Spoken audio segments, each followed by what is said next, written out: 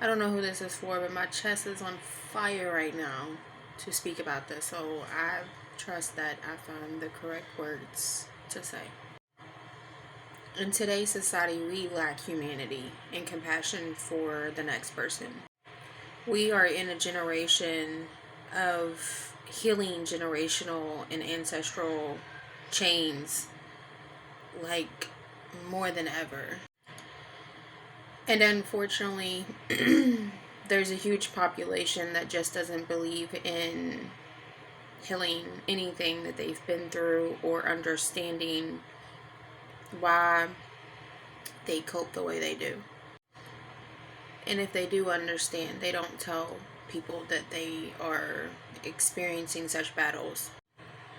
We live in a world that is of new age technology, so another huge population seeks to different platforms to be an inspiration to help others and encourage others to cope in healthy and sometimes not so healthy ways.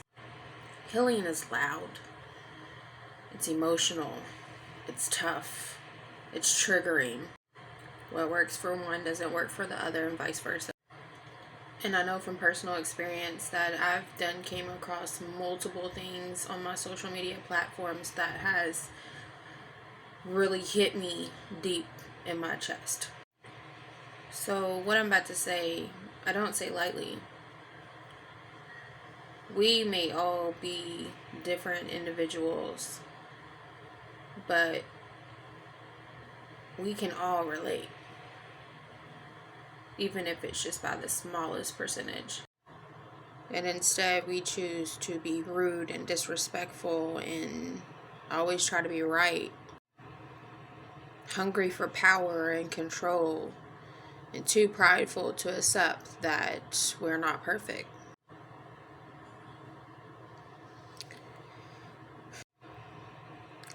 Somebody said something to me that kind of stuck. They said, I want to heal this, but I don't know how. And there are lots of traumas that we experience that we quite don't know how to heal. We take all the routes, we follow all of the steps, we read all the books, we listen to all the the guidance that we need, and yet there's still that void there. And you have outsiders looking in saying, oh, that's not what you're supposed to be doing. Oh, I thought you were healed. Oh, you're so fake. Oh, I didn't think that you were still harping over that. Why are you still worried about that? Oh, just let it go. And anyone who's done any deep digging into their lives, their personality, their habits, their addictions, we become our worst critics when we hear such judgmental comments from people who were not standing next to us while we were going through those levels of so much pain. And nobody has the right to tell you that their trauma is any less or any more than the next person's trauma. Of course, we can read stories and see videos and hear people talk about all the things that they went through. But your mindset depicts what level of boundary you have in your tolerance level and how it happened and how it affected you, if that makes sense. Someone who is weak-minded will easily give up and play victim.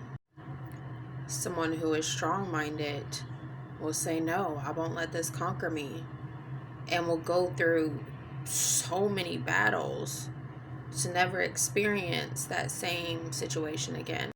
Whereas the weak-minded person will probably find themselves in the same situation over and over and over. And of course, that mindset can be altered by whatever they may have going on in their life. For an example, environment, addictions, etc. But needless to say, one's healing journey is not going to be the same as the next person's healing journey. And when it all boils down to it, sometimes all we have are just the little people that we have around us. Our circles start to shrink once we start to heal, unfortunately. And then we're blessed with people who are like-minded. No matter what situation you are in your life, you'll come across people who are either mirror reflections of you, battling the same type of traumas, or are attracted to something in you that they lack within themselves. People in their healing journey don't have a large group of people around them. People who are healing stay isolated because they know what it means to protect themselves from the outside world. It takes a whole level of strength to want to be around a group of people again. Because if you're anything like me, it doesn't take much to go around somebody and feel what they're feeling and come home completely drained, knowing that it was never my issue that made me feel that way. An empath at its finest. And that's a whole nother level of gift right there, because anybody who is so sensitive to other people's energies and emotions, you can use that in so many ways, and some people who use it to their advantage to hurt others. There's people out here with the most beautiful gifts ever and take advantage of people with it. Out of, again, power, control, ego, the list goes on. But healing requires us to be the best version, not just for ourselves, but the people who we're responsible for, such as our children. Ever since I first became a mom at 19 years old, I always told myself that my children would never go through what I went through. Never. I probably made all the mistakes that a young mom would make. Some I'm not so proud of. Some I wish I could take back and redo. Some I wish I could have done better. Some where I wish I wouldn't have listened to other people. But now, all these years later, I have no regrets. I have come across plenty of people who are not so happy with the decisions and choices, nor do they understand why I'm making the movements that I am.